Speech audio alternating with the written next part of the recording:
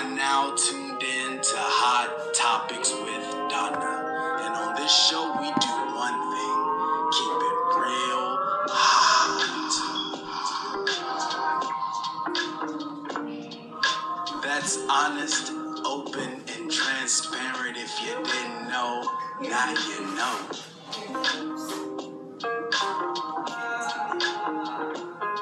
So sit back and unwind as we bring the vibe and a little bit of glorious sunshine to your heart, soul, and mind.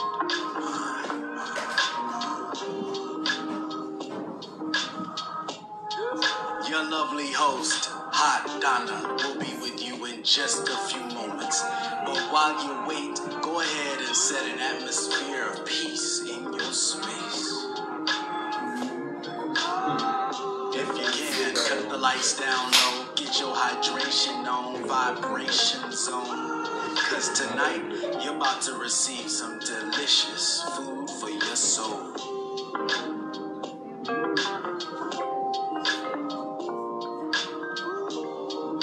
Are you ready? Are you ready?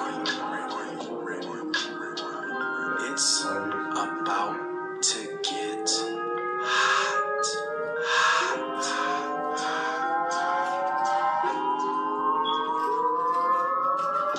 You are indeed in the one and only place to be this evening. We appreciate you for joining us, and in just a few moments, we about to turn the heat all the way up.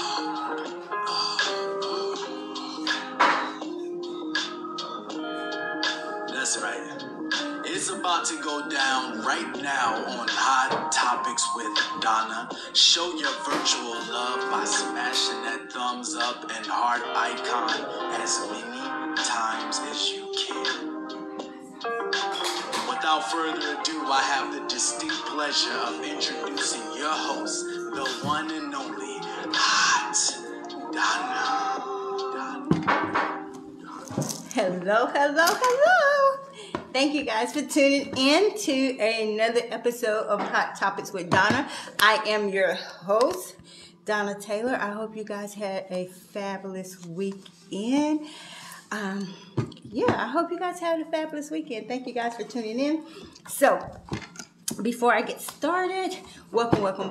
If it's your first time here on the D Taylor Network, I am Donna Taylor.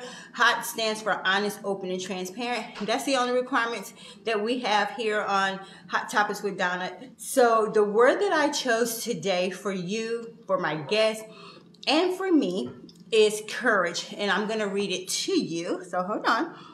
And it says, so do not fear, for I am with you. Do not be dismayed, for I am your God. I will strengthen you and help you, and I will uphold you with my righteous right hand. And so a lot of times we go through different situations, different things that we have to find courage to just get through the day. Minute by minute, day by day, second by second. But the thing about it is, when God gives us the courage to step out and be bold in whatever we're doing, we can accomplish anything. So that's what I want to say to you today. No matter what you're going through, no matter what your situation is, just have the courage to know that you can get through anything. And so I'm going to go ahead and bring my guest on, and we're going to get started. So hold on.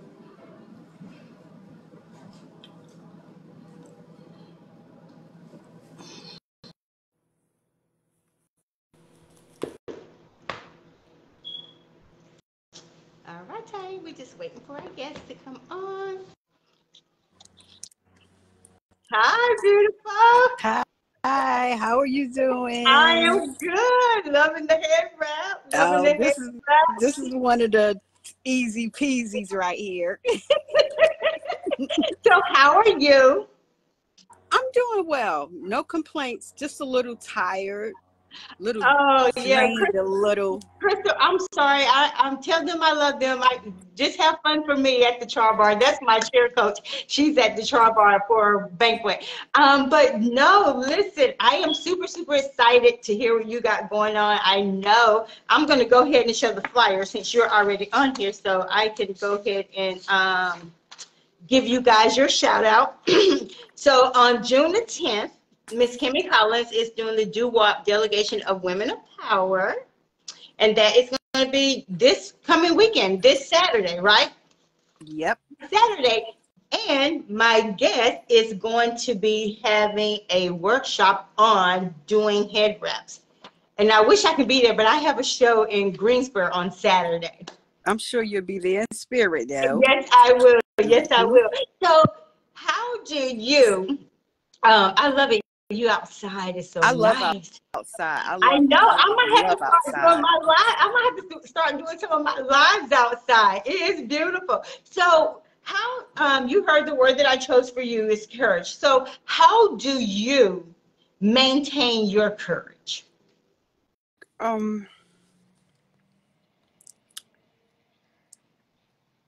Myself and courage.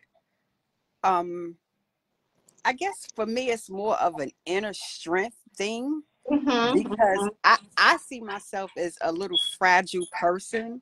Right. So the courage that I have, it really does come from within. Just from maintaining and prayer, meditation, and boldness. Woo. And so, and here you are, you say sometimes you feel like you're frail, but yet and still you're walking into your boldness. So how does your boldness interact with your courage to get you to where you at today? It pretty much, it kind of diminishes the fear of things.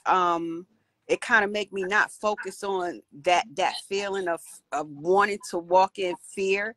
And then there's this inner strength that just gives me the courage to just do, say, and whatever, walk, deed, throughout my whole life. Absolutely. Oh, and so can you tell people who you are and where you reside? My name is Angelina Smith. I'm a citizen of Cumberland County. I've been living in Cumberland County for like 15 years. I'm originally from Brooklyn, New York. My mother and my father are from Bladen County. I don't know if you're familiar with Bladen County. I grew up the beginning parts of my life in Bladen County, and then kind of left away from Bladen County. So right now I'm still in Cumberland County. Unfortunately, I don't care too much about Cumberland County. I really don't. Well, you're not too far away from me. Hey, Robin. Hey, Diamond. I have some questions for you. And first, we're just gonna, any questions that I ask you that you're not comfortable asking, just say, you rather not ask. So Sure. I just want to respect, let you know that. So I know you wrote a post about commitment, and and you said commitment is everything. If you're not committed, you're pretty much wasting your time. And do you find that we are not committed to a lot of things that we set out to do? I think we aren't as committed as we should be. I think we kind of sometimes commit to a lot of unnecessary things. And then when it's time to for affirmative action, I'm about affirmative action. So therefore commitment is pretty of a strong word to me. And far as other people and their commitment, I'm like this. If we're sitting at the table and we're having meetings, and you want to come in on the meeting, it sounds good, and it sounds, it's some action to it, and you sort of like, this is what I want to do right here. But you don't really realize that when you're sitting at the table. And normally when people are sitting at the table, it's some serious business going on. Absolutely. And then when you kind of say, look, I want part of this right here. But you don't have the time you don't have the energy, Right. you just don't commit. Because if you commit to it, you're saying you're going to commit and don't show the action, you're wasting your time, and you're wasting somebody else's time, and you're wasting energy that you could be doing something else that you're not really committed to. And is it fair to say that we attempt to be committed to what we think is happening right now? I think so. Yeah, that sounds better. That do sounds better. Yeah. That do sounds a little better. That sounds fair. Yeah. Because, I'm this type of person. If I know that it does not fit into my schedule and conducive for my schedule, it doesn't mean that I don't want to support or I don't want to do it. It just means for me, I can't give you 100%. So I rather say, you know what, maybe next time, because you can't be everywhere all the time. And so it's best to Absolutely. just say, you know what, maybe next time. But anything that I can help you do in the background, I can help you. But as far as showing up, no, I can't show up. And I'm like that with my girlfriends. If they say, do you want to go somewhere? Can you do this or whatever? If I know I can't do it and it doesn't fit, I'm just like, hey, yeah, I'll take a rain check. If y'all go, have a good time. Don't feel bad because I can't go. I am so true to saying, if I can't do it, I can't do it. Absolutely, because we all have things on our plate, and Absolutely. I don't want to put no more on my plate than I need to. I'm pretty Absolutely. much the same way. If I know I can't commit to it, I'm going to voice that. Look, it sounds good. I would love to be a part of it, but overcommitting yourself to things is pretty much not some. It's going to drain you at some point. It's going to That take part. from you. You're going to realize that, hold up, am I supposed to be a part of this right here? And then a lot of times I don't be trying to make for myself and making moves and positioning myself in places and doing things. I'm sort of kind of like a think through person. Yes. So before I'll jump and commit, because sometimes you want to be a part of everything that Right. pertains to serving others, because you want to put your hands, but since sometimes your hands could be in too many things, and then people standing back looking at you like, look, she or he's doing too much. They're Right. doing, and you could kind of tell when you're doing overly too much. You're right. You're right. Hey, Sheila. Sheila was like, "Love you, ladies." She was like, "It drains you." Hey, Yeah. let me see who else just came on. Hey, Crystal. Thank you guys for tuning into Hot Topics with Don. And that's one thing we have to realize, that we can't be everything for everybody. It doesn't mean that we're not, happy. And I'm a firm believer, when you're building a brand, you cannot attach yourself to everything, because you have to do your homework. Because if something goes wrong and you attach to it, your name is attached to that thing too. And so how do you pick and choose what events, what anything that's gonna damper or jeopardize your brand? How do you pick and choose what you gonna submit to, or you just gonna be like, nah, I'm gonna set this one out?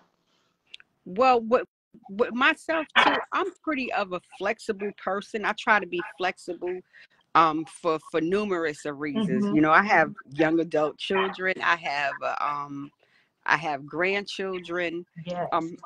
I have grandchildren. So when when I find myself putting a lot of my energy into my family, and a lot of the purposes that I put in to put the energy in for my family, is not only just for my family sometimes, because a lot of our issues are pretty much the same.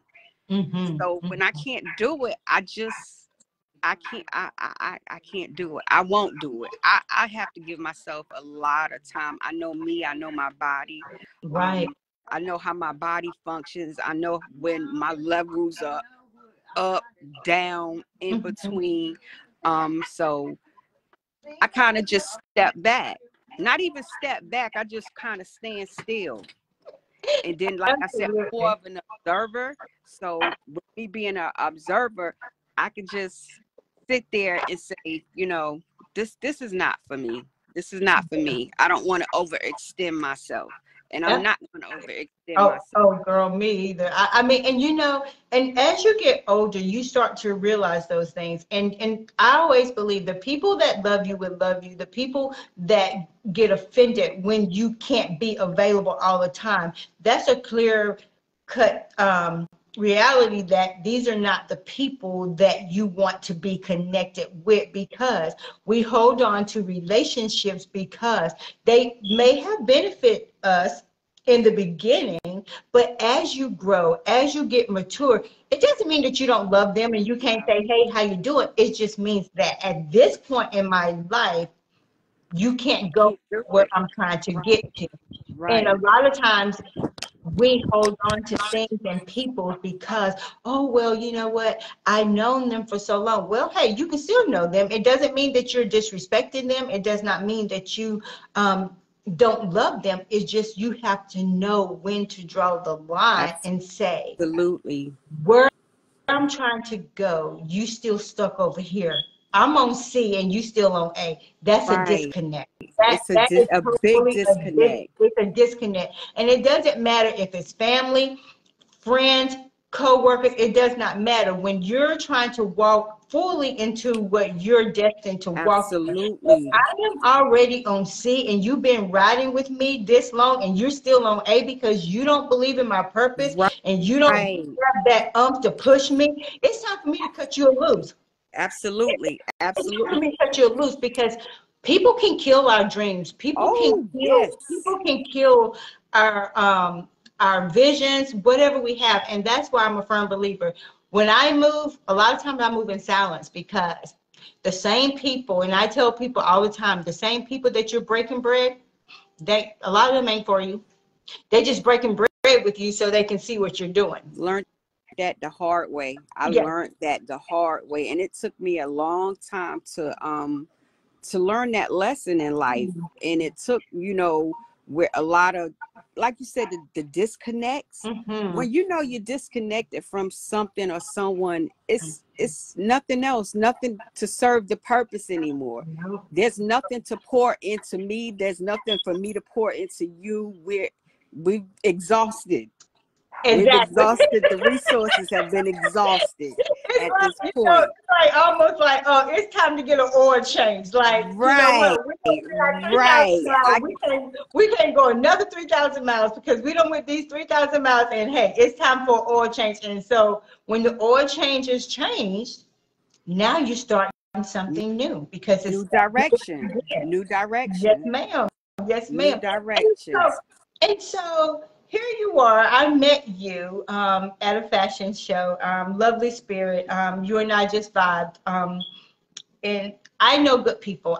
My discernment is always on point. And I tell my girlfriends all the time, I say, you know, my discernment sometimes is 97.5. I said, but majority of the time, you're on point.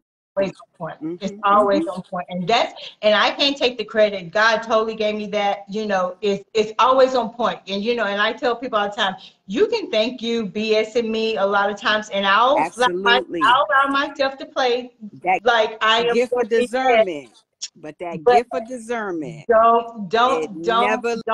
will never fail you. It never. And I thank God for that because, you know, there was a point in time in my life that I didn't have that because I was here wilding out, doing whatever I want to do. But when I decided to come back to my senses, if you will, he gave me that and I know he gave me that to protect me. Right.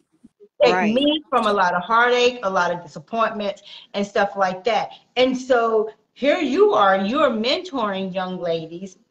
And do you only mentor young ladies?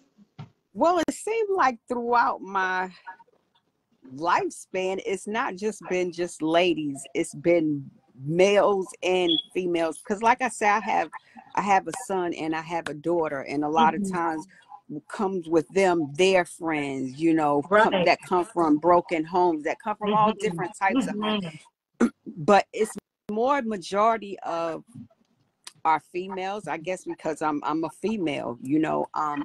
I pretty much have a spirit where I can gravitate and you know, could kind of connect with male, female on any level.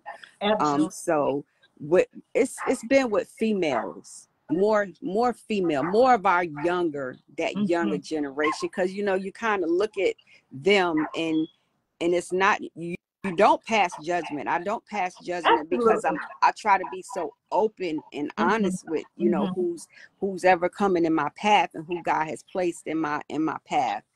Right. It's more females, more of the females. And so, you know, you and I both mentors. So what do you think is great quality to have as a mentor when we're mentoring these mentees? Because we can't just be out here just, you know, giving them crazy, you know, unorthodox Yeah. answers. Yeah, exactly. A lot of, and I'm pretty sure you're going to agree with me when I say this, patience. I believe with patience comes a lot of listening. Yes. With a lot of listening comes you gain a lot of insight. Yes. So yes. the patience, I would say Yes. patience. Absolutely. Gotta Thank have the you, Michelle. patience. Thank you, Alan, for joining. And you know, and so are you a mentor full time? Is this your full time? Yes, it's my service, it's my duty, it's my mission, it's one of my missions. And so I have so what is the biggest way in dealing with a mentee that has been challenging for you? Because you know everybody not going to meet us where we're at when we first start mentoring them. So what has been the biggest challenge for you? The biggest challenge for me in mentoring, because mentoring for me, for myself, as I've gotten grown older in my older years, because I've been mentoring for so long, is that the challenge for me is the breakup. Even though it's lifelong, but it's a breakup. It's a break season. It's a break period where I gotta let them go and they gotta let me go, because it's only just a period in time. And I tell them when they come, I'm like, look, we've got to glean from each other as much as we can. And if you're gleaning from me, I want you to get everything that you get, how I'm giving it to you. Just glean it, and because it's going to take you on throughout your life. So so that has been the challenge, one challenge for me. And then with mentoring, the connection, and I guess the connection and the disconnect, because you get used to them, you get connected to them. They love you for life. You're like a mother for life of a child that you didn't birth. And then another challenge, I don't know about if you have this challenge, like some of the females that I mentor, like, you know, they're daughters of you know, I have a little challenge where the mothers are kind of like, well, who you supposed to be? What are you doing that I ain't doing? And it's not that. It's just like the same thing with my daughter. You know, I could tell my daughter all day long, you know, all one thing, but somebody else can come and she'll receive it better than she'll receive it from me. Absolutely. And I couldn't never understand that. And I said, okay, it don't always have to come from me, but if it's coming from someone of the same, you know, the same spirit, the same mind, the same, you know, and she will receive it. So a lot of times the challenges that I have is when mothers feel like, oh, who are you supposed to be? And then it begins to be a little conflict, and sometimes with these young ladies, they don't have good relationships with their mothers, but they have like, oh, I want you to be my mother. And I encourage one of my mentees. I'm like, look, I don't care what your mother did, how you feel about, that's still your mother. I'm not going to agree with you about nothing that you feel like is that your mother did or she's this way. Number one, you haven't walked in your mother's shoes. And I'm not gonna agree with Mm-hmm. how you want me to see your mother because I'm a mother. Right, right. And a lot of times I find, you know, being a mentor, like you said, when we can have the relationship with the mentee and the parent, whether it's male or female, because, you know, a lot of times we leave our males out that's raising their children and being single parent. When we can build those relationships and have it together, then these kids are more successful. But a lot Absolutely. of times, you know, it's and I don't know if it's for you, a lot of times it's like pulling tooth and nail just to get parents to come and see what their babies are doing. Absolutely. Absolutely. I've mentored little from, because I think when I started out, I used to work with little at-risk youth, at-risk little children. Mm-hmm. I used to call them runners because half of my job was running after them when they would get on these little behavior trips. And when they would give me one, they'd be like, I'm gonna tell you right now, this one is a runner. And I was like, what is a runner? But later on in the job, I found out they were runners, but these were like 6 or 7-year-old little kids, but they were already at risk Yeah, at yeah. the age of 6 and 7. Well, it Um, starts at 4 because when I was doing preschool, we had kids that was at risk, and that was a lot of times when they came to preschool because DSS was involved, and so they took them out of their situation to bring them to school so they wouldn't be at risk as much if they was just staying home all day doing nothing. And you're right, you said when you have kids that young being at risk. yeah. So mentoring those children and now seeing them as adults, and some of them are, they have their own families. Some of Mm-hmm. them they're not at risk now. They've then went into the risk. They done been incarcerated, then been in jail and Yes. prison, and Mm-hmm. they'll come out. Hey, Miss Angelina, who are you? You don't remember me? You don't remember Berkeley. That's a good feeling for me. I love Yes, that feeling, seeing yes, them yes. as they grow up and develop and what they're doing in Mm-hmm. their life. And it's like we're teachers for life too. You know, We are. back in, I'll say about probably over 20 years ago, I was called into the ministry. Mm-hmm. And I was under the leadership of my apostle. And he told me, he said, your ministry is with youth. And I looked at him directly in the face and I said, no, it's not. And he said, Yes. yes, it is. I mean, when somebody is speaking something into your life, you kind of Mm-hmm. really be like on a protocol of, I receive it, I receive it. But that Yeah. one right there, when he You was said, like, your no, I'm ministry not is gonna youth, receive I that one. said, and I ate it. Yeah. That spirit of rebellion that was in me right there at that Mm-hmm. time, like spirit was like, okay, I'm going to show you throughout your life, you are going to work with children. Of course you got your own children, but there's a nation of other children Absolutely. They need that's you. required to your hands, whether you want to Yeah. accept it or not. So I later on in my life, I accepted it. I accepted the calling on that mission right there.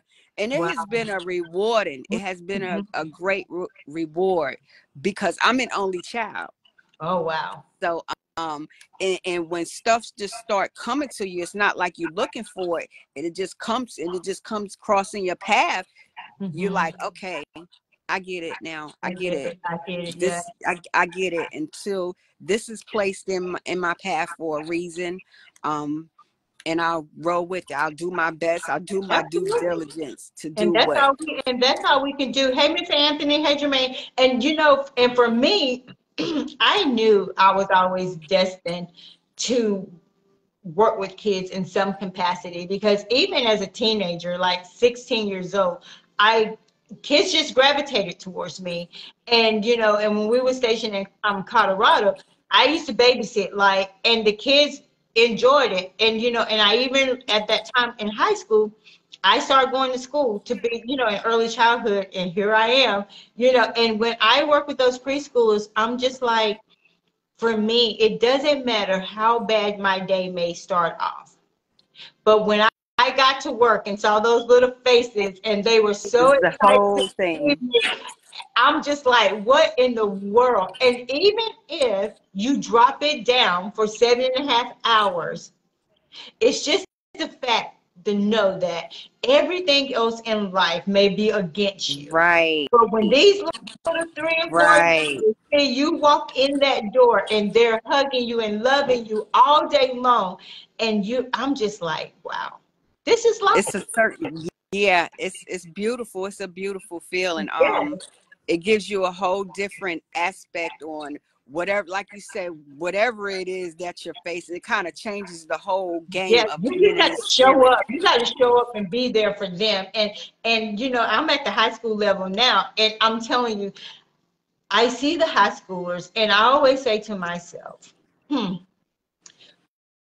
poured into them? Right. Whether it Right. was positive or negative, who poured into them? And then I'm at the high school, and some of the same kids, Yeah. the same babies that I Yeah. had in preschool, Wow. Yeah. they are graduating. They're in Wow. like 10th, 11th, and some of them, they'd be like, Miss Taylor, you don't remember me? And I have to like go back because I was testing a kid one day, and I looked at him, and I was like, Gregory, is that you? He was like, yes, ma'am. And I just got teary-eyed because I'm like, Yeah. Isn't it a joy? And it's something, it's like an unspeakable type of joy. yes, yes. And when you see those babies and they're doing good, even though they're, you know, almost into adulthood, that's the most rewarding thing for me. Yeah. I'm a type of person, you have to meet these kids, whether they're 4 Yeah. or high school, you have to meet them where they're at. We're not saying that we're accepting the way that they're acting, but Absolutely. we're saying we meet you where you at. And so if you're coming in my office and you already on 1,000, and if you're cussing, okay, well, I'm not worried about you cussing because I need to know what caused you to get to Right. 1,000 Exactly. versus, oh, well, I need you to respect me because you don't come in my office cussing. Because you know what? When I meet you where you're at, then when you come in there again, you're not going to cuss. Exactly.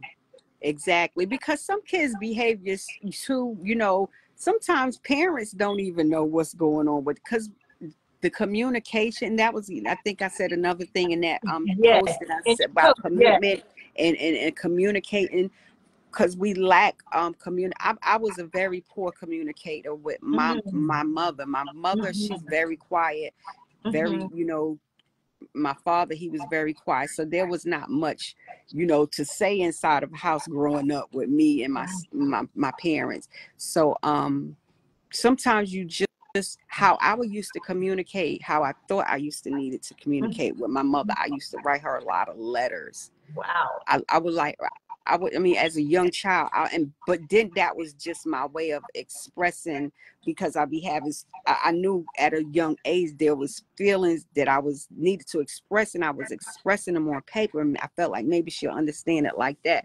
But a lot of people don't know how to communicate with their kids, and the kids don't know how to communicate with you know, parents, and I think being open. I'm an Mm-hmm. open, very open person.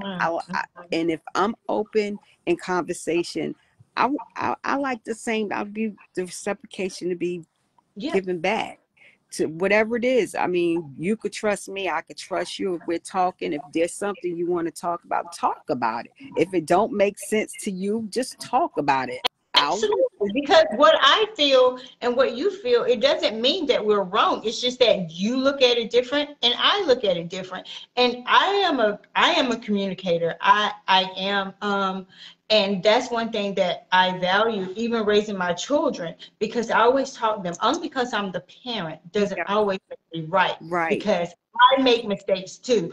I am still human. When I gave birth to you, you didn't come with a manual like these teachers and say, "Oh, on this day, this how you plug it Right. up. This how you." It don't You work like didn't come with that. that. So I took a little bit how my grandmother raised me, a little Yeah, bit how my mother raised me, and a little bit of how I wanted to raise them, and concocted together to create this human.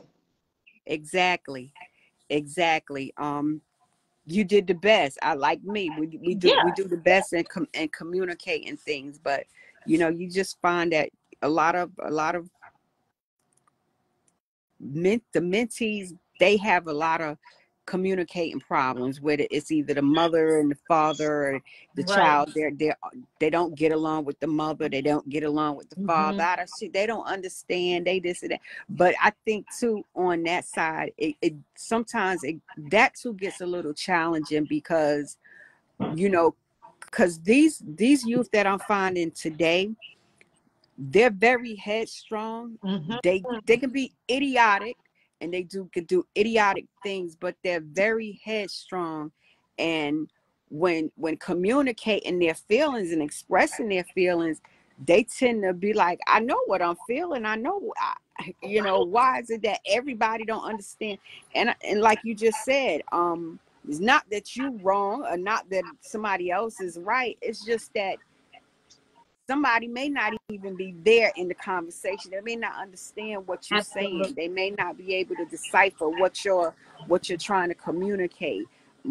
One of my mentees, she has this thing where she talks, and she gets real upset and frustrated real easily. And sometimes I be there just for support, to just say, look, take a breather, stop Hmm. and breathe. Because if not, she'll go to, she'll get upset, she'll get hot, she go to crying. And I'm like, no, we're in the public place. Just calm down, just breathe, Right. and take your time, and express yourself.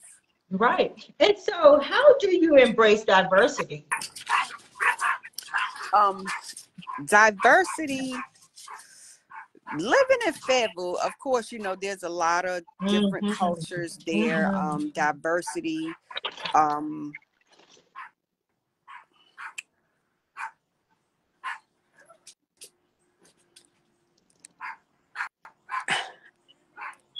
I tend to fall in, Hmm. Hmm. just get in where I fit in. Yeah. If I don't feel it in a diversity of people, I'm not going to fall in. But the Right. diversity, like for instance, we have this fourth Friday in Fayetteville at the Hmm. festival park, and there are so many different diversities of people Hmm. of out there. Sometimes that makes some people uncomfortable, Right. because they're like, Right. oh, Absolutely. it's just our people there, but it's just different diversities. Right. I prefer diversity, being in a different diversity, being in a community where different things are offered, where you're communicating, you're not just speaking to one different set Right.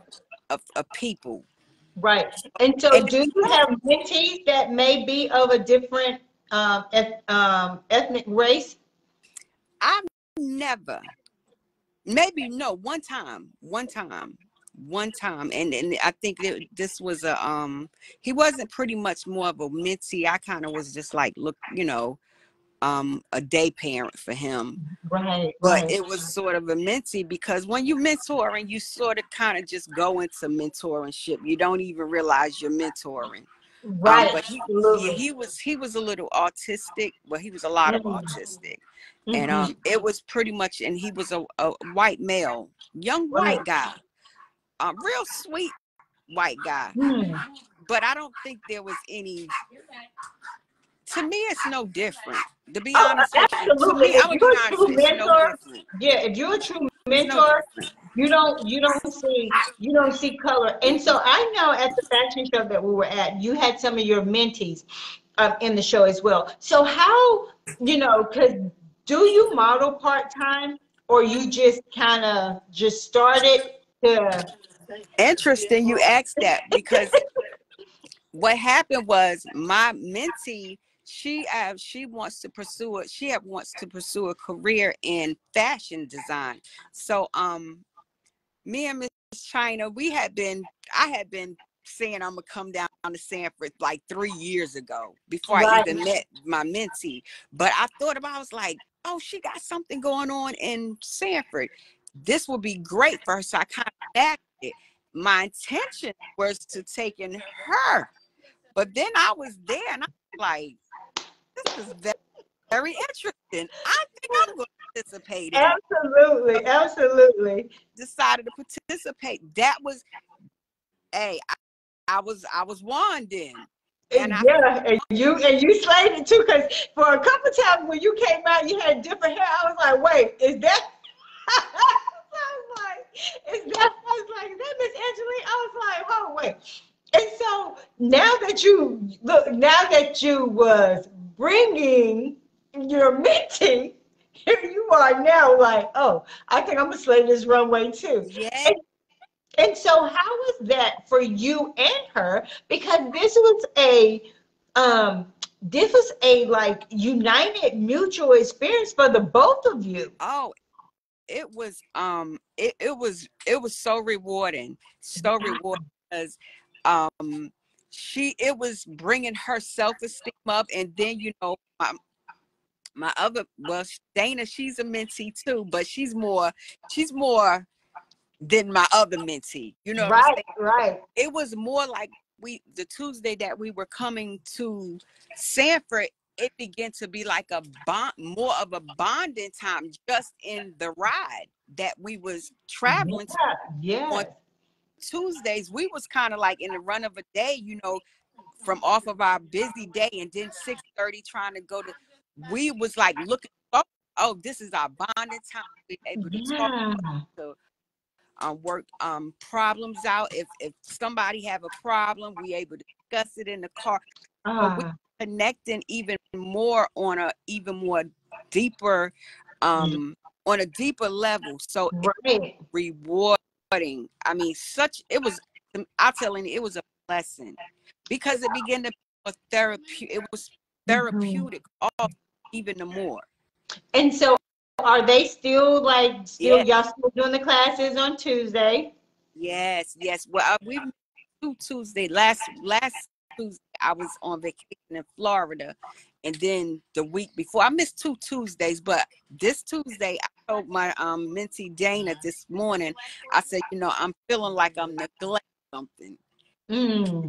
I had done took this on. I was like, this is my new baby right here now, because Right. I had been doing it, going and doing so much till I kind of forgot myself. And then when I walked to this, I found a rest, and I found the peace, and I found the a place where I might need to walk this out right here. Yeah. Right, right. And so do you feel like this was their truly saving grace, because now here you are mentoring these beautiful young ladies, and now you found their niche. You found their niche to push them and elevate them to the next level.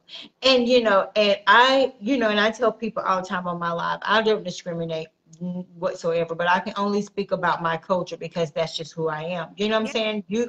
And I feel when young African American women look at you, look at me, and some more people that may be on here that take the time to allow them to see us, not telling them all our business, but being in a vulnerable state and Yeah. say, listen, I haven't always had it like this.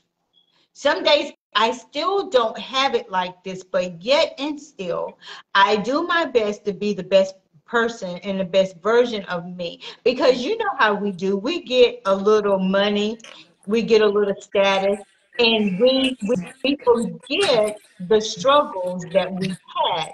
Yeah. And we don't want to let nobody know that we have these struggles, or we still have these struggles, because you know what? We only want people to see, oh, well, I got this job Right, title.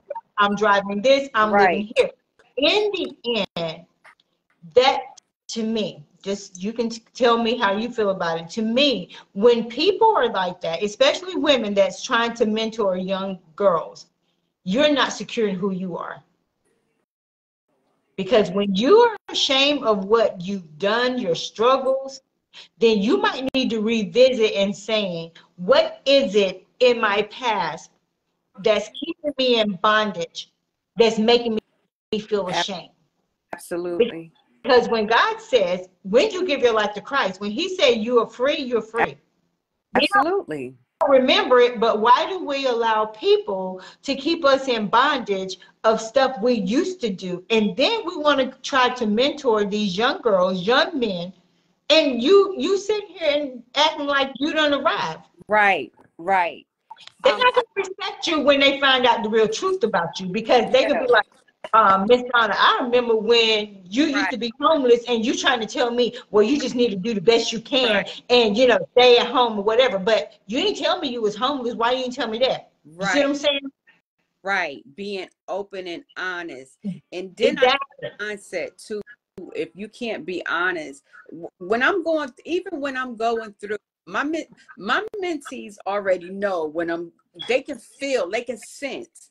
And when Right. they, that they're either texting me or they're sending me some encouraging, and these can be very dark moments that I be Mm. going through some things that I don't have people that are connected to me reach out to me, but they can feel and sense certain things and say, look, how you do? Love you, mom, or love you, I don't know them calling me mom. It really kind of makes me uncomfortable when some of them call me mom, but I mean, But you have to, I'm not saying you have to in disrespectful way, but you just have to embrace that, because if they see you that way and they know they have a mom, regardless of the relationship that they have, it's about they trust you enough to give you that title mom, because number one, you're true to who you are. And number two, you're allowing them to be true to who they are. Maybe not always they up to a 10, right. but you know what? You still allow them to be who they are, even if they're not on a 10. Mm-hmm, mm-hmm. And that's what I love, because, and I think that's what a lot of the youth, that my mentees kind of, because if they feel like, I want them to be who they are. Right, I, right, if the bad want to come out around me, I'm not going to be like, oh, you're not going to do that around me. right, right, right. I know, like my mentee, she's in her 20s, she's like 27. And at 27, I think about myself at 27. Right, Me right. personally, when I was in that age, I kind of hung around older women. I never really hung around younger women. I kind of hung around more older Me women. too. Me too. I don't know why, but I just seem to kind of stuck up under the wing of older women. And I'm talking about older women that were like young women that were already married, had Mm, husbands, mm. maintaining a house, so pretty much mature. So, but at 27, I know what I was doing. So why I'm going to look at somebody else, and Right. for instance, if I may walk up on one of them and they're doing something they ain't supposed to do. It's not for me. You're 27 years old, first of all, and Right, right. I mean, that's your vessel. I can't tell you what to put in your vessel. Absolutely. Absolutely. I cannot put in your vessel. All I can do Absolutely. is guide and show you, whatever. But no judgment. Yeah, and that's the way we should be. If I tell people, how can we be mentors when we have a judgmental attitude? Right. You No judgment. you can't do that, because, and that's one thing, I accept people for where they're at. If this is your journey, hey, I done had some hiccups on my journey, and I'm probably gonna still have some hiccups on my journey, but this is my journey. And I don't judge people who think that I have arrived, because I haven't, because some days I don't have it all together. That's just real talk. I do not have it all together. And I hate when people feel that they have arrived or have it all together. It's a mentality. It's in the mind. Right. And so where do you want to continue? Where do you want to see your modeling career go? Or is this something that you want to keep doing? Yeah, it's something I get a great joy and pleasure out of the modeling. I had been thinking about it. I was like, right now, when listening to you last week, I think last week when you was talking to the young lady about how far, I think I'm comfortable, but we like to stay in those comfortable areas. Absolutely. On a path of where, your life is really not up to you. And I pretty much believe that I've surrendered my will over, because I've been fought so long, and I've been, went down some rocky roads and some yes. Okay, like, hey. So listen, I'm gonna tell you what, you might well come on along with me. Come doing a pageant in Virginia. And I will take that. Come on, I'm gonna send you the information. So I go do the red carpets. I don't know if you saw me do a red carpet a couple weekends ago in Virginia. And so Krista Kimball, she was on here. So she's doing one, and from zero, I forgot, it's like from 0 to like 13, 14, whatever. So I told her, I was like, it's like I've been wanting to do it, but I'm just like, no, that's like out of my comfort zone. And so then I have a friend, Sheena Jones, and she does pageants. She inboxed me. She was like, sis, hey, you should do this pageant. I got you. I'm and I'm like, okay, sis, I'm gonna do it. And so I sent Krista the message today. I said, I'm gonna do this. And and this is my thing. Even if I don't win, it's just the fact that I am getting out of my comfort zone, saying, I just can win this. But if I don't do it, then I never know if I can. And then for me as a mentor, how can I encourage my mentees to do something outside of their box? If I'm saying, no, I'm going to stay on this side where it's comfortable. But I'm truly excited about just being able to step out. I mean, like I said, I don't know what it's going to be like, but girl, I'm going to try. You might want to come on with me. I'm going to try. I will. I'm going to try this pageant. I'm going to try it. You don't know. You don't know. Right. I think I was saying I'm comfortable at just the boot camp, coming and learning, because I've learned a lot. I was telling Miss Kim, I said, in all these years, I thought I knew how to walk in high heels. Did not. Been walking all off balance, and I'm like, no wonder I'm always about the trip. But when stuff taught you the correct way, you begin to walk in the discipline in that. Oh yeah, absolutely. I find myself now when I walk, because I'm always walking in heels. I'm on a given Tuesday or Wednesday, I'm walking in heels. Right. I'm finding myself, the right walking, left foot in front of it. I'm applying what I've learned. Right. And let me ask you this, do you do this like once you start like walking on the runway, and then when you're just out in public, how your model walk would clearly like click in?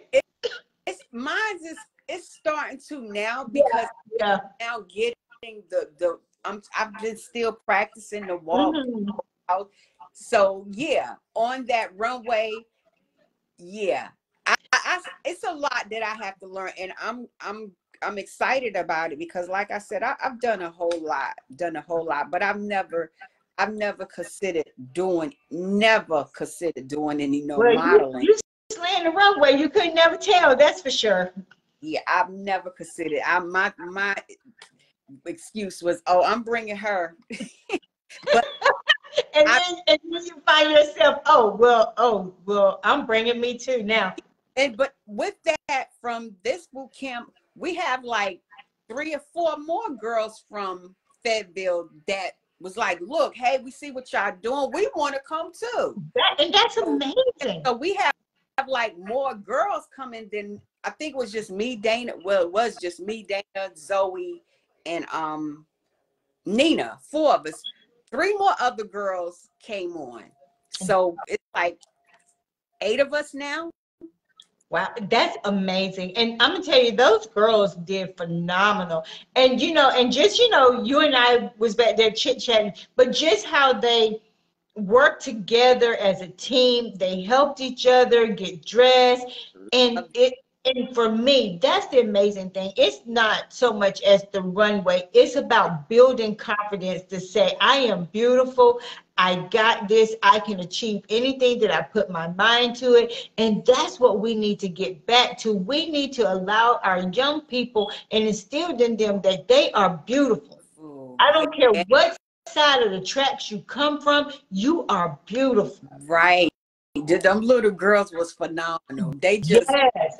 I've learned so much from those little girls. Oh yeah, they was on point. They was on point. I've learned a lot from them little girls. It's been a joy. It's been the bonding. I know it was like it was a bond back there where you could develop a sisterhood, sort of. Yeah, because clearly you and I sat next to each other and we just connected. Mm-hmm. We just each time I felt each time that I came to practice and I was able to connect with the ladies. By the time the show came, it just felt like, okay, absolutely, this is the brotherhood thing. It's a bonding. It felt everybody was. I don't know if you remember I forgot her name. She sat beside me and she asked me, she said, so is how she worded it. She said, is this your natural art? And I was like, huh? She said, is this your natural art? I said, what you talking about? She's like, what you doing? I said, oh. I said, yeah, I guess so. I'm doing it, Exactly. Say, hey, and if it wasn't, you don't own it now, right? Owned it, embraced it, have embraced it. I've been excited. I haven't told I think a lot of my family members, they kind of seen the pictures, but they're like, what are you doing now, Angie? But a lot of my family know I've always been into fashion. I love hair, I love clothes, I love colors, I love everything. I love, just a fashion. So it was pretty much easy for me to just get in and just want to express myself. Confident, like you talked about last week, the confidence, I think I still need to I continually grow and absolutely. Hey Carlton, hey Kimmy, hey Marcella. But yeah, because like, even though I've been doing this for a while, every time I step on the runway, it's still a new feeling of continuing, like you said, to build your confidence, because I feel when you get too cocky, that's when it shows, and it doesn't give the freedom to let people see the real you, the natural you. Right. I mean, because that's just like, even when I praise dance, people be like, oh, do you, when you get out there, you're so graceful. I'm like, child, please, when the night before, I know I got to come out here and minister a song. Like, I can't sleep, my stomach toe up, the day of, my stomach toe up. But when I get out there, the Holy Spirit takes over, and it allows me to do that. And that's how it is with these fashion shows. I don't just go out there and be like, oh, I'm going to rock the runway. Like, no, I'm thinking about, I don't want to trip. Right. I want to exude, confidence, but I also want to be the natural state of who I am. That, you know what I'm saying? I want, even though with the glam and all this, the clothes, I still want people to see, wow, Donna is really whatever. Or Angie is still whatever, still exuding who we are naturally, even though we have on all this makeup, we can change our hair, whatever, but still present yourself as you. Exactly. It's a beautiful thing. Yeah. Yeah. And so before we close, I want to know, have you seen your grandbabies yet? Um, I have seen my little granddaughter. My grandsons, they are not with us. Okay. They placed them, you know, and I made a decision because I had been fighting this for so long, for like 5 years. Yeah. I'm exhausted. I get it.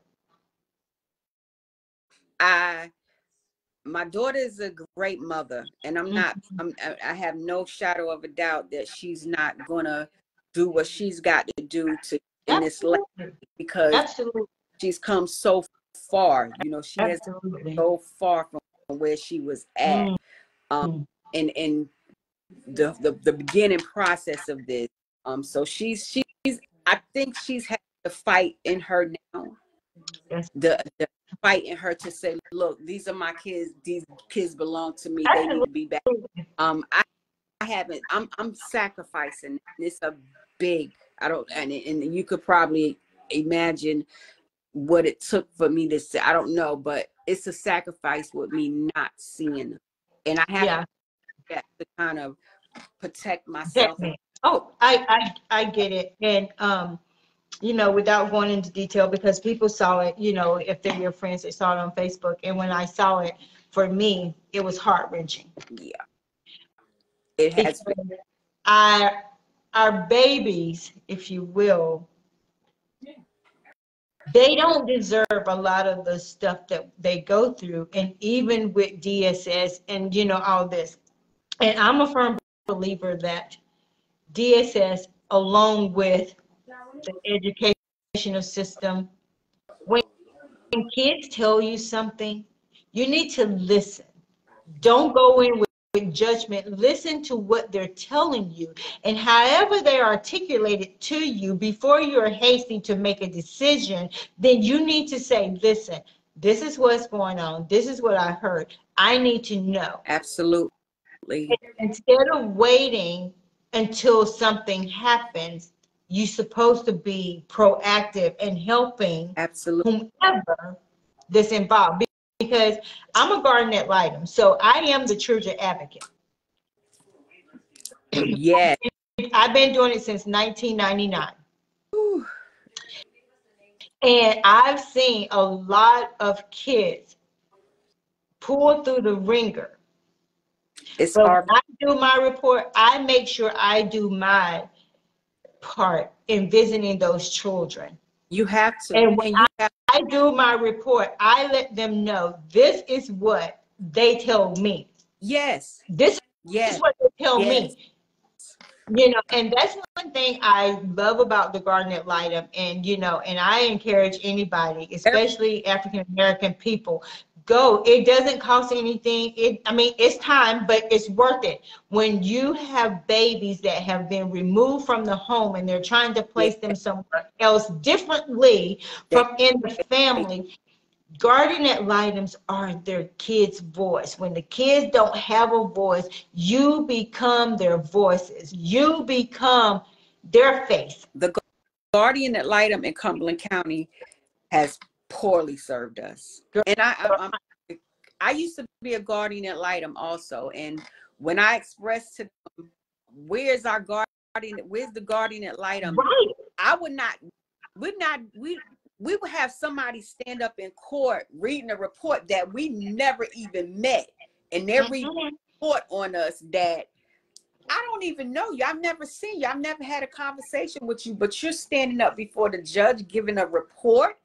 And that's like perjury.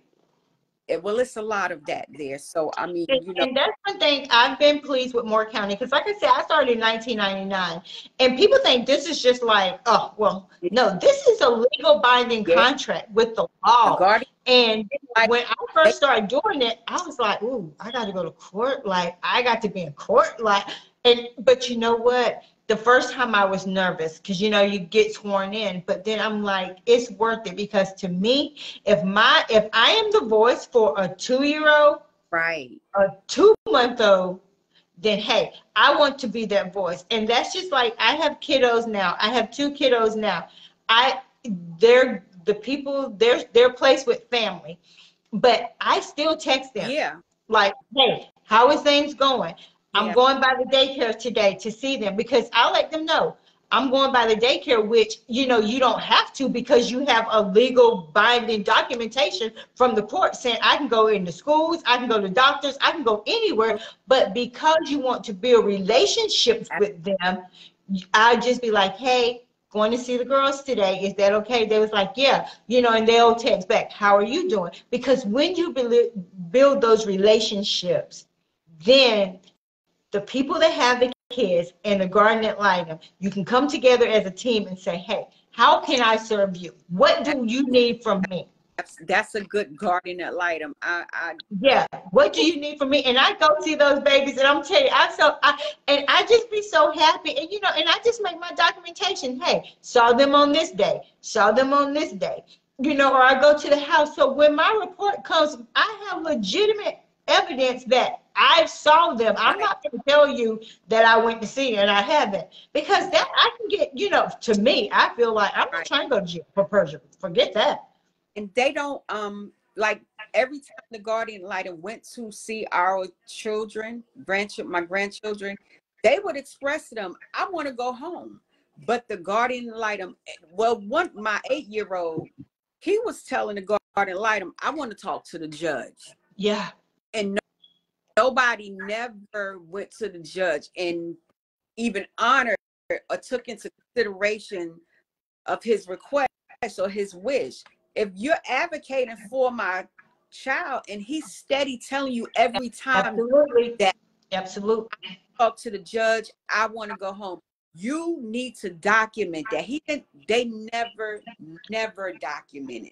and that's the thing. I don't see how they are making a legal binding documentation, because you've been a guardian ad litem, I'm a guardian ad litem. There is a deposition form that you have to fill out, and it is going to be signed by that judge. And you mean tell me you're going to perjure yourself? They don't care in Cumberland County.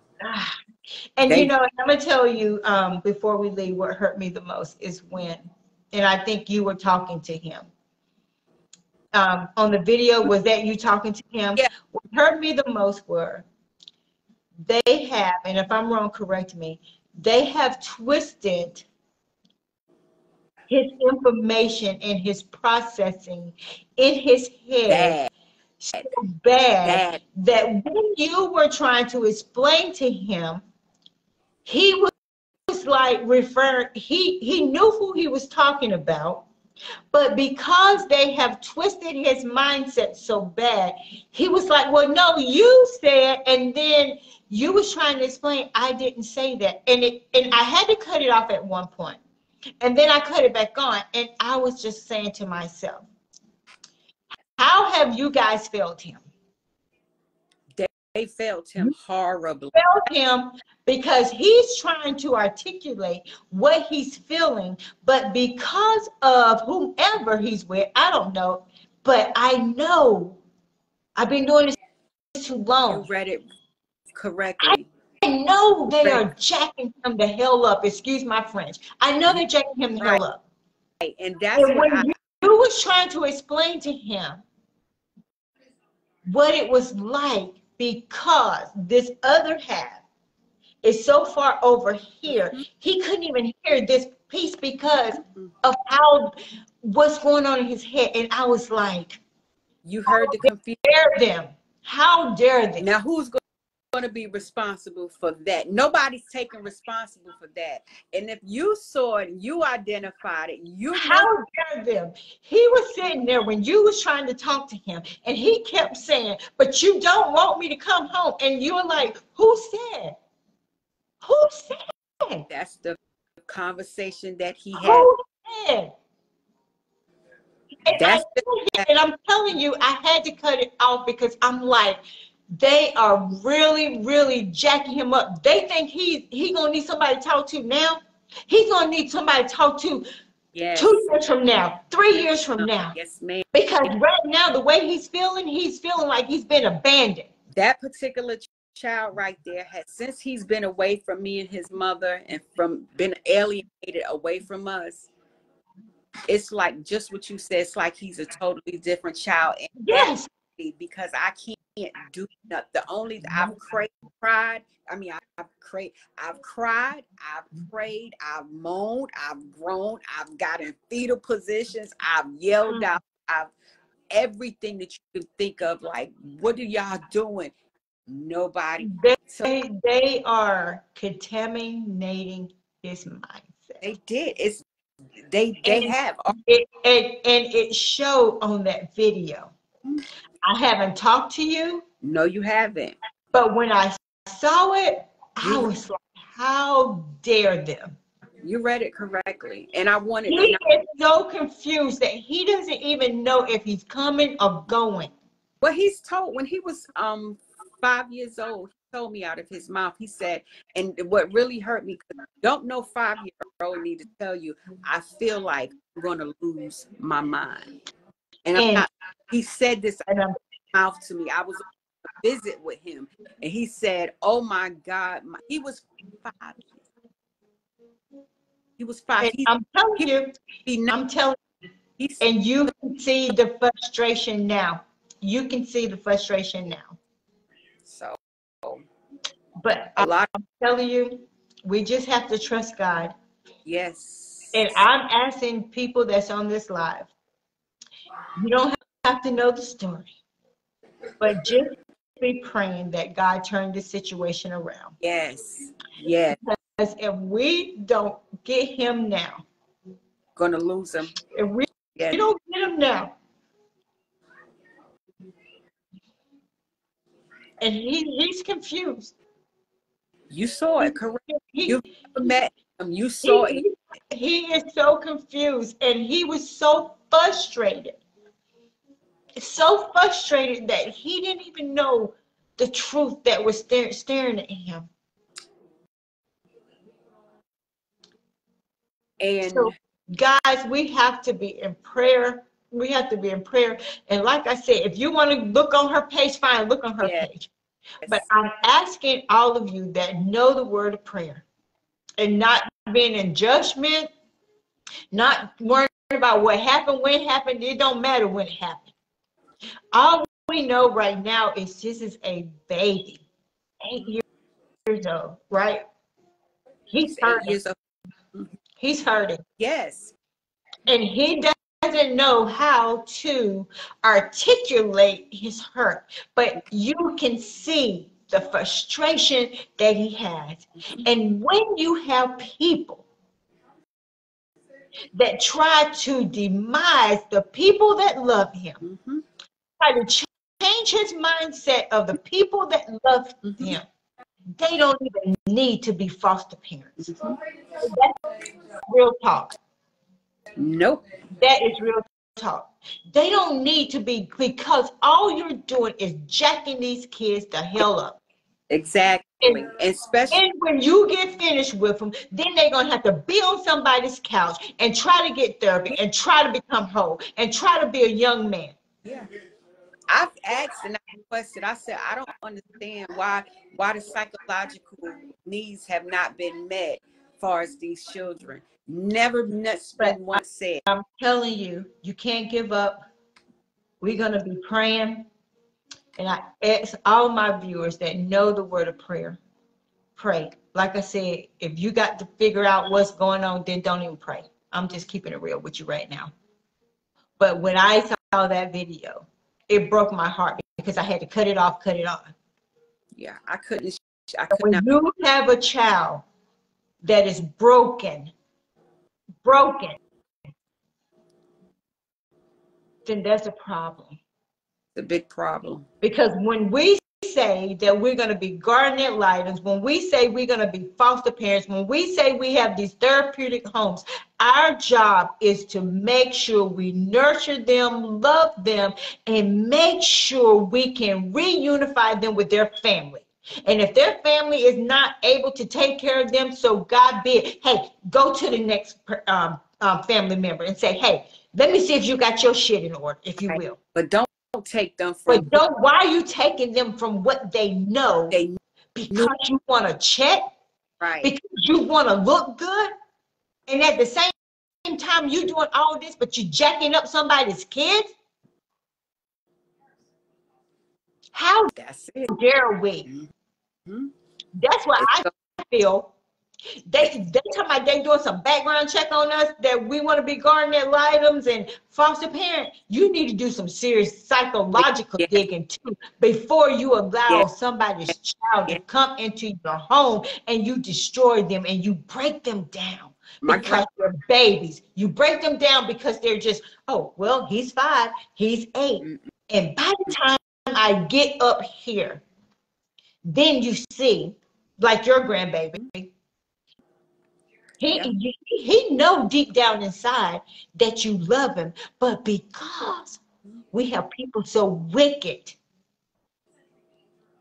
and they feed you that poison every day, yeah. 7 days a week, 7 days a week, 365 days a year, Mm-hmm. 365 days a year, and you keep poisoning a person. Do you think you're not going to be poisoned and be sick after a while? Some point. Yeah. So I just And he's 8. So how do you think that poison for him is? He's 8. He don't have resilience. mm-mm. He just know he's building up some resilience and he's building up some anger and Yeah. he's confused right now because he's like, who's lying to me? Is my grandma lying? Y'all lying? So who's lying to me? And so now his little brain trying to juggle what's real and what's not. Sad. It's been sad. It's been a very sad, depressing journey. Nobody, I would not put this on anybody. I think that's Girl, I'm telling you, sis, when I saw it, it broke my heart. I was at work and I was strolling and I was like, wait, this can't be, because I thought it was like, when I first looked at it, I thought it was like you and him was just like talking. But then when I started listening, I was like, this is a deep conversation. This is a deep conversation. and those were the conversations that I would get every time I have to return back. And and about a week after that, I showed that video. That's when they removed him again and placed him back where the very place that he was crying not to. We got to do better. Social service got to do better. Yeah, a whole lot better. They got to do better. But my prayer is that God is going to turn this around. I truly, truly believe in my heart that he's going to turn it around because the God I serve is not going to allow his children to suffer. And I think we've suffered long. It felt like it really felt suffering. It's Yeah. And I truly believe, and I know that you're tired, and I know your daughter's probably tired, but you know what? If when we get tired is when God really show up. Mhm. So you can't give up. Just keep asking him to cover your grandbaby. And I know he will. Yeah. Because they need us, and he needs to know that y'all not giving up. I know it's hard. Very hard. I know it's hard, but at the end of the day, the God we serve, there is nothing too big for him. It's And been this this is when your daughter got to put on her fighting gloves and fight yeah. like never before. And I told her, And God is going to give her the strength. But this right here may be exactly what God is waiting for. And are you going to fold or are you going to swim? mm-hmm. Exactly. And she got to swim. It's going to Come happen. hell or high water, she got to swim. And as long as she put on her life jacket, and that is the word of God, and she trusts him, there is nothing on this earth that she can't receive, because this is a fight. It is. She's in a fight for her life right now. Yeah. And these kids need her to fight. Yeah. They need her to fight. For the water. just flow. And I can't, I then got cool, then came back through. But now I'm on top of the water, just like float, like, okay, God, what do I do? What is this? You got to fight. You have to fight. You have to fight. Because he needs you guys. He, it's time. Yeah. Time. Because he's a kid. Yeah. And he's hurting. And he's hurting. And you know the thing, in my prayer is going to be whatever lies from the pit of hell that they're telling him. Mm-hmm. God won't allow it to manifest in his heart or in his mind. Mm-hmm. Yeah. Because that's exactly what they're doing. You are absolutely right. Exactly. That is exactly what they're doing. And I'm glad that you called it out, and it wasn't me that had to call. I mean, I'm telling you, you haven't even talked. Never had the conversation. And I saw it. I saw it just as clear as day. And I'm like, wait a minute. It's been very hurtful. This is totally manipulation. Mm-hmm. But see, the manipulation is they trying to make it seem like you guys are the manipulators. Yeah. And it's not. Yeah. No. Yeah. That's all. Yeah. You are absolutely right. I saw it. Right. Even with the word manipulation, I saw it. Expressed it about that. I saw it. And like I said, I had to cut it off and go back, but I saw it. I saw it. You saw it But, correctly. But I just want to know, and you to know, that God got this. He got this. And I know you want to quit. I know you want to, but you can't quit. Because when your daughter gets weak, she's going to need you to be strong. If you have to cry, cry. Yeah. If you have to scream, scream. Yeah. But right now, the fight needs to be on. Yeah.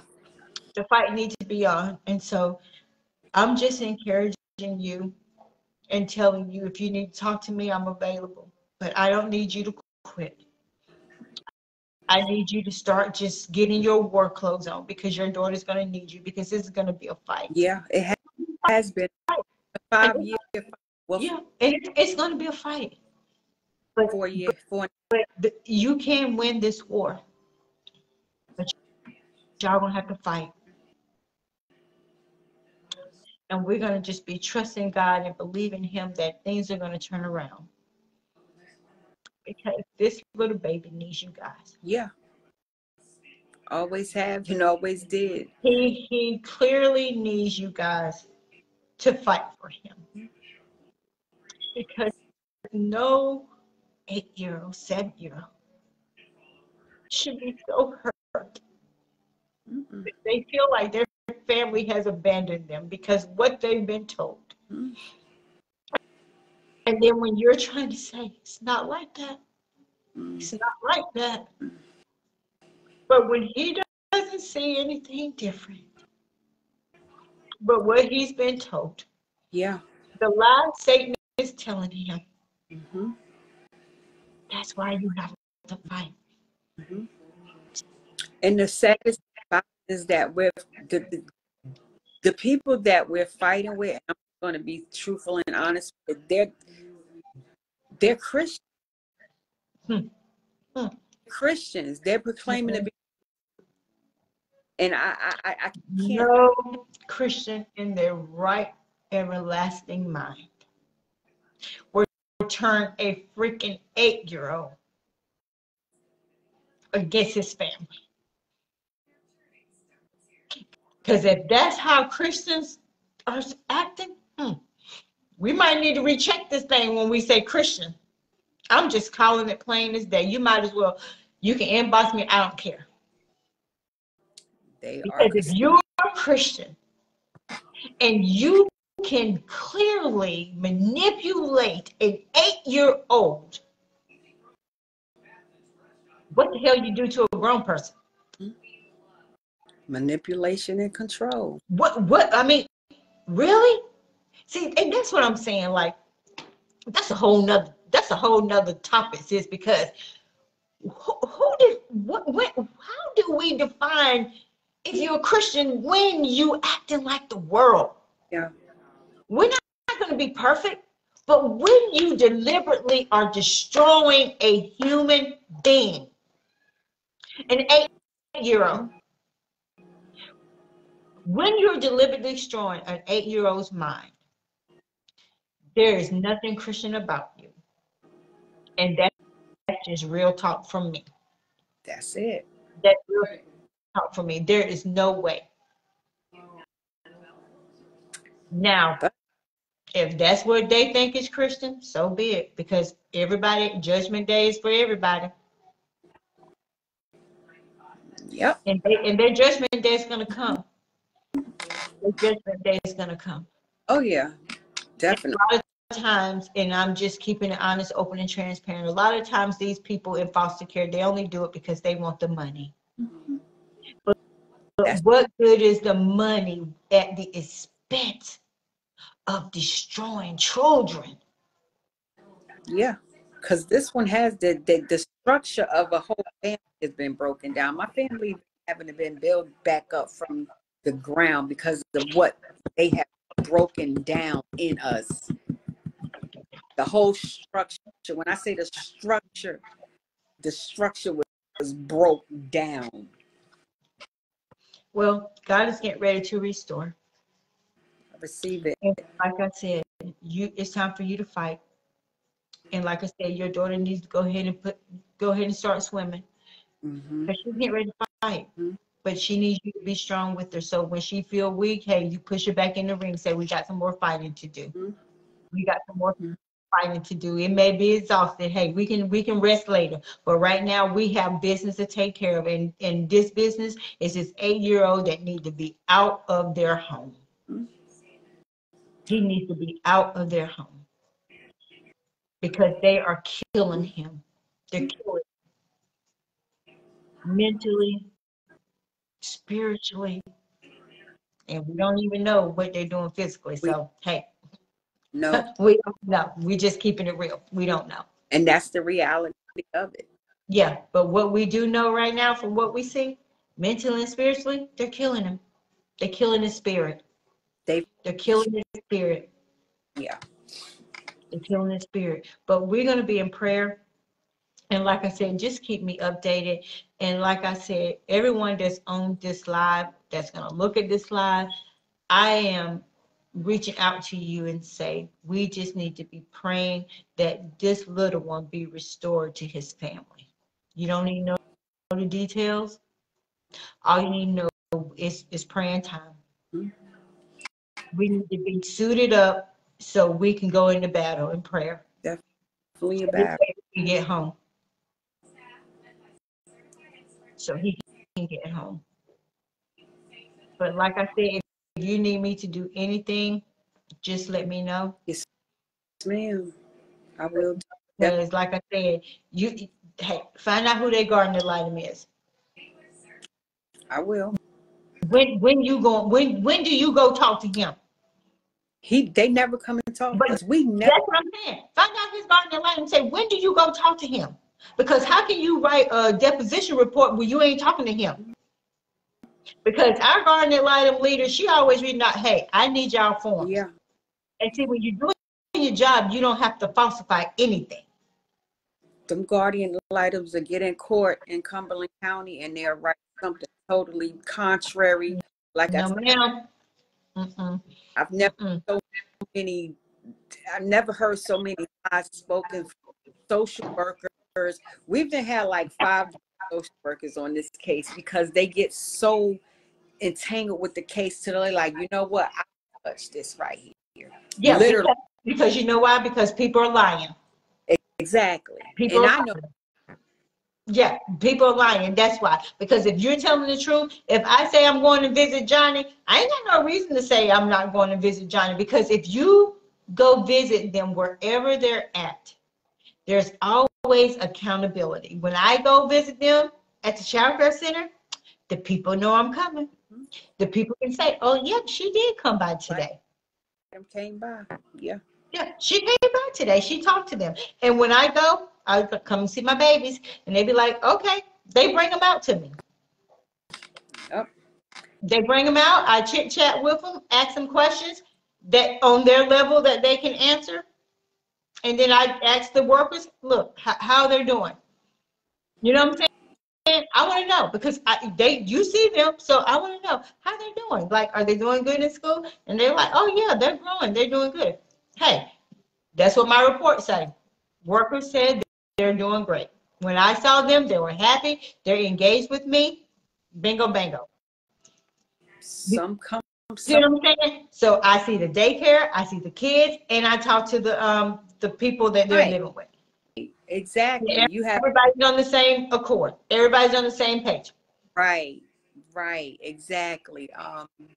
Dave, this has been a very hard, poor case to it's the decisions that has been made over our children by Well, people.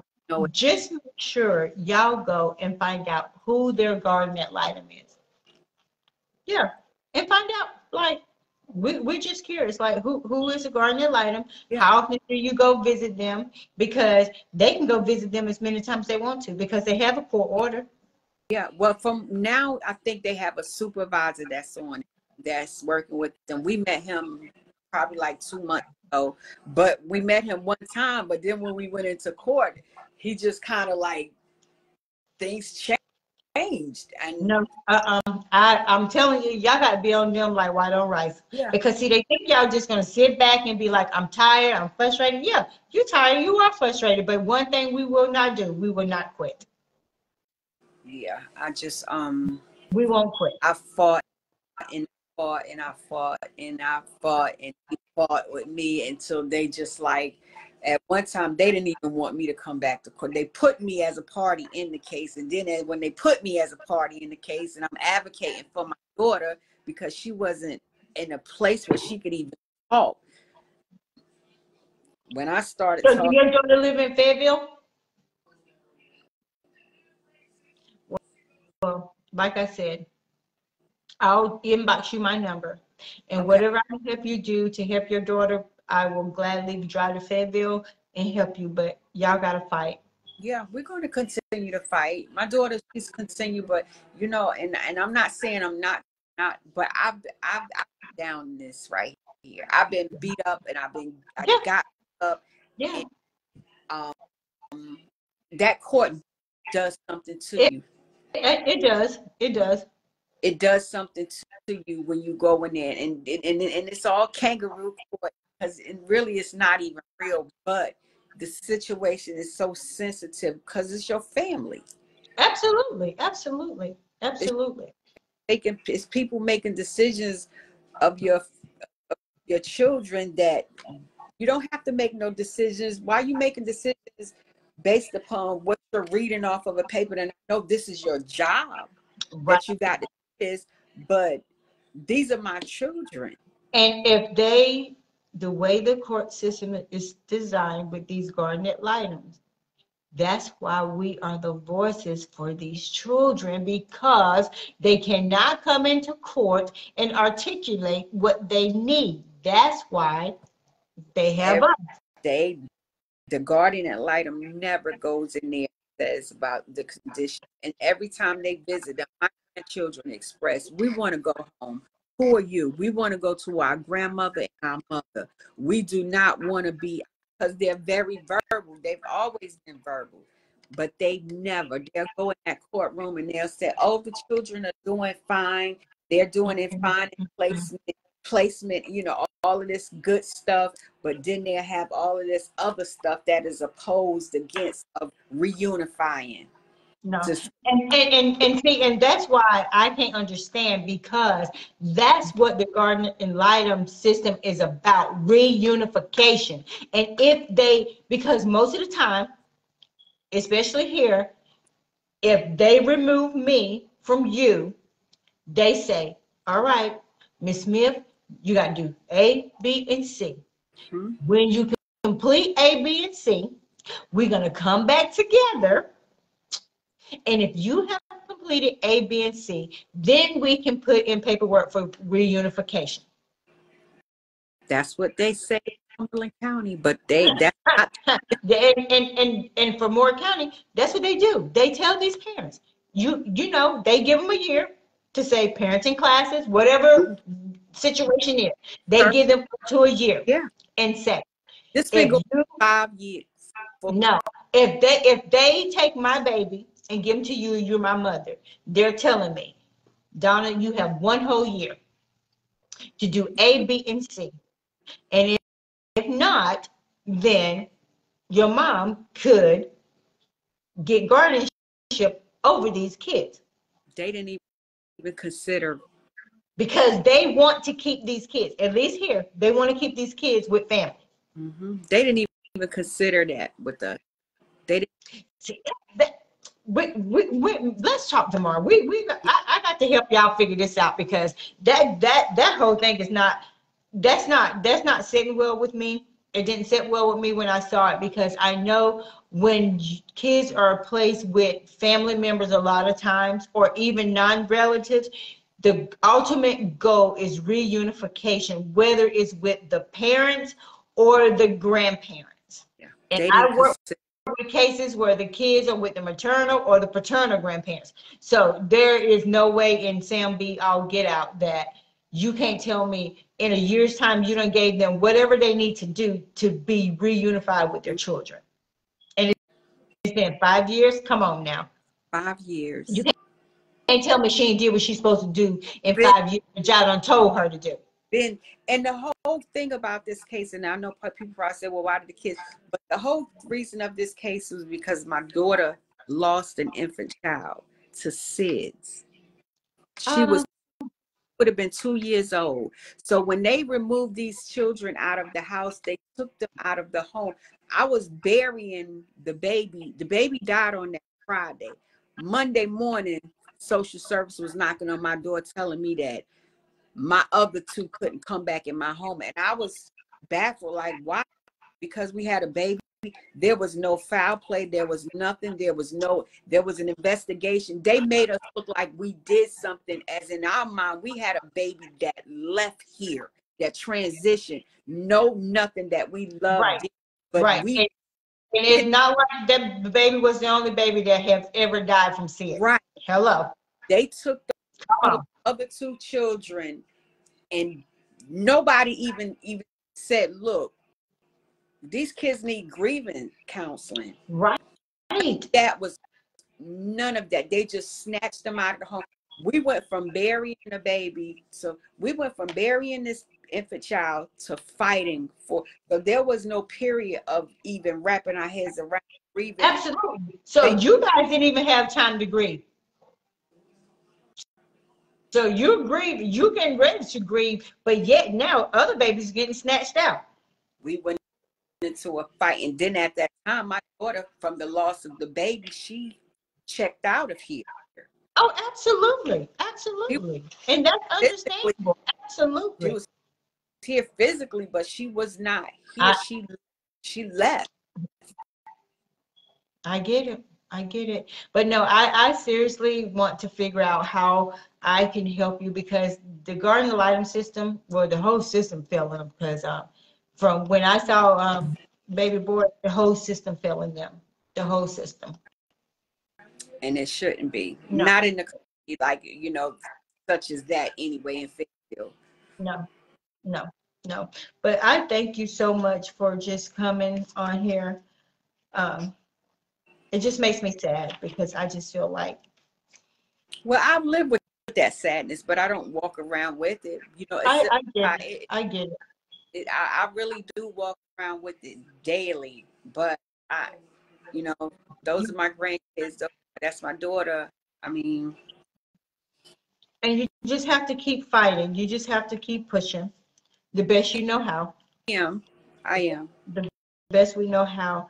But like I said, let's chit chat sometime tomorrow, because we really need to find out what the Garnet Lighting System is doing, because they're truly supposed to be his advocate. They're truly supposed to be his advocate. It don't matter what you say. They have not served the children, have expressed to the guard light them every time. And they don't do their part. They don't do their part. And that's the sad thing.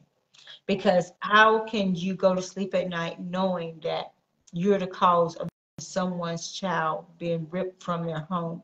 If mom and dad is not able, and grandma, auntie, uncles are able, then that's who you reunify them with. People that they know, people that they belong to, people that they connect with their lineage. You cannot tell me you're going to take a child from somebody that got living people that's capable, that want to take care of these babies. Yep. Don't make sense. But I will inbox you my number. But thank you so much for tuning in. I hope y'all have a great show on Saturday as well. I will be doing my fashion show for kids 6 to 16, so I'm super excited about that, all kids fashion show. But I might reach out and have your girls do something too. Okay. Yeah. Okay. Just stay encouraged. Just stay encouraged. But I'll reach out to you tonight and just give you my number. We can chit chat tomorrow. Please do. And this has come to a lot of courage too, because this is a lot of courage for me. Courage to get this, to get what we went through. Absolutely.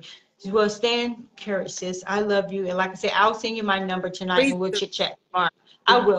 I will. Yes. All right. Thank you. All right. Good night. Bye. Guys, thank you for tuning in to Hot Topics with Donna. I'm your host, Donna Taylor. Guys, let me tell you, if you know the word of prayer, let me see. If you know the word of prayer, guys, just pray that this little one be restored with his family. You don't really need to know the whole story, the logistics of it. All you need to know is that if you believe and trust God, pray that this little one is restored with his family.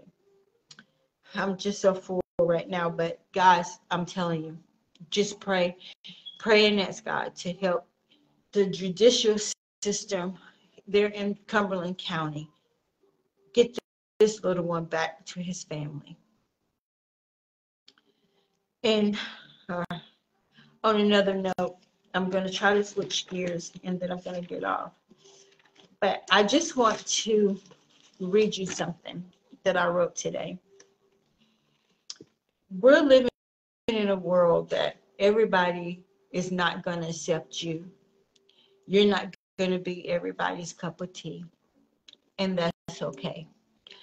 And I found out a long time in life that everybody's not going to be my cup of tea either, and that's fine. But one thing I want to read to you that I wrote today, and it says, everyone would not like you, and that's okay. Surround yourself with people who love you and are genuinely happy for you and want you to be your best. And make sure you keep that same energy for them as well. Be the person for them that you want them to be for you. In a nutshell, that's saying, if you have people in your life that love you, love them. If you have people in your life that don't like you for whatever reason, still love them. Because at the end of the day, we're not the judge and juror. You can say you like me, but God looks at your heart. You can say you love me, but God looks at your heart and say you're a liar and the truth is not in you.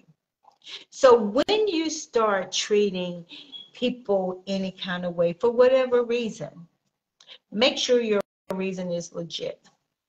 And I found out a lot of times we as an adult, and like me and Miss Angela was talking about being mentors and mentees, start accepting your own truth. Start meeting yourself where you're at. If you're not healed from your past or present or whatever you're going through, it's okay. It's no big deal. You just have to learn how to deal with it, learn how to grow, learn how to just say, hey, I am who I am. And you know what? I just want to be a better me. But stop co-signing on everything that everybody got going on. If you want to know something about that person, get to know that person. And that's why I tell everybody, you can't judge a book by its cover. You need to open that book up and get the details. You need to divulge yourself in the content to really get to know who people are. Maybe you just need to open up your own book and divulge and get to know who you are and say, oh, have I been healed from this past relationship? Have I been healed from this broken marriage? Have I been healed from this abusive relationship? Have I been healed from my family's trauma? Because a lot of times we have stuff that's still rooted and grounded in us that we don't want to accept, because you know why? Because we want people to think we have arrived. We want people to think because we dress a certain way, we live this place, we drive this car, and you're hurting and you're living a lie. You might as well just say, you know what? I've been hurt, I've been mistreated, and it's okay, because you know what? At the end of the day, I love me. I have forgiven those people. But we got to stop walking around here and thinking that we all got it together, because we don't. We don't. Because when you don't have control over your own life, you try to control other people, whether it's at home, whether it's at work, whether it's in your social setting. You try to control other people because you don't even have control over your own life, and that you still struggling, if you will, to find out who you are. So every day we should be doing self-examination, but a lot of times we don't, because when we do those, we may find stuff we don't like about ourselves. Let's just be honest with it. But I am so thankful for tonight's live. Guys, if you see the replay, hey Rob, how are you? If you see the replay, hey Hazel, Queen, Patrick, if you see the replay, please be in prayer for this little one. Like I said, you don't need to know the whole situation. If you see the live, you'll know kind of sort of what's going on. But this baby needs prayer. This family needs prayer. That this little one is reunited with his family. And this is a real urgent need, not a little patty cake need. This is a real earth-shaking request need.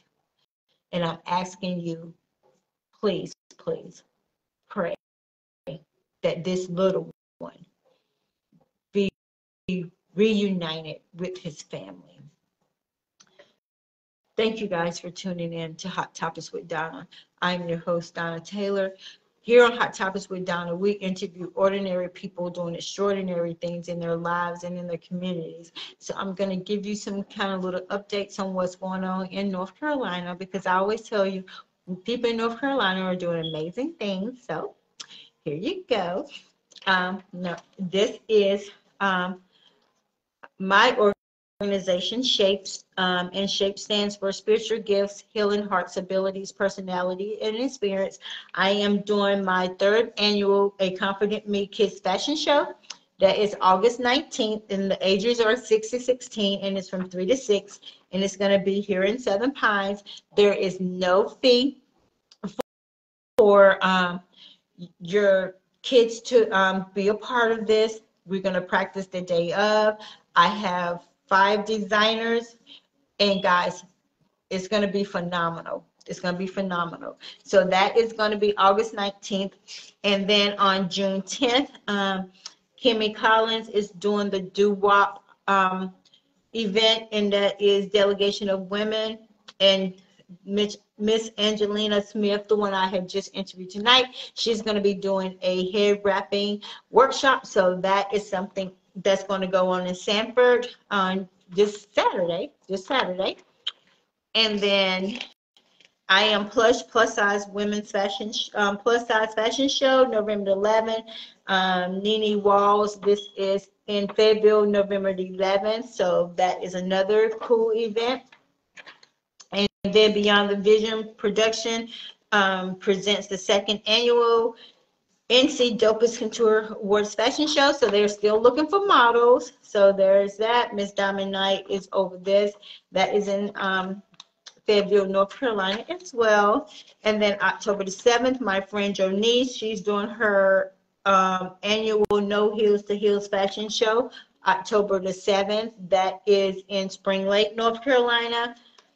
And then on July 29th, Vincent Ingram and How It Seems presents the What's Meant to Be Empowerment Fashion Show. So that's another great event that's going on in Sanford, North Carolina. And then June 10th in Greensboro, North Carolina, the Art of God Emerged Fashion Show and Art Tour is kicking off. That is coming Saturday, and I am a part of that. So I will be showcasing in that fashion show as well. And then my sister Kim Avery, she was on the show last week, June 17th at 7 p.m. The movie is going to be played, Sentence to Pray, in Charlotte, North Carolina. Guys, I really think this is going to be a phenomenal play. The lady that created this, wrote this movie, she did it while incarcerated. So that's going to be an amazing movie to see. So guys, we have some amazing people doing amazing things in North Carolina. So you don't always have to travel out of state to go see amazing things that's being put on in other states when we have people doing amazing things here. Hey Charlie, how are you? But guys, I love you. Thank you for tuning in to Hot Topics with Donna. I will be back this week. I will come with another hot topic.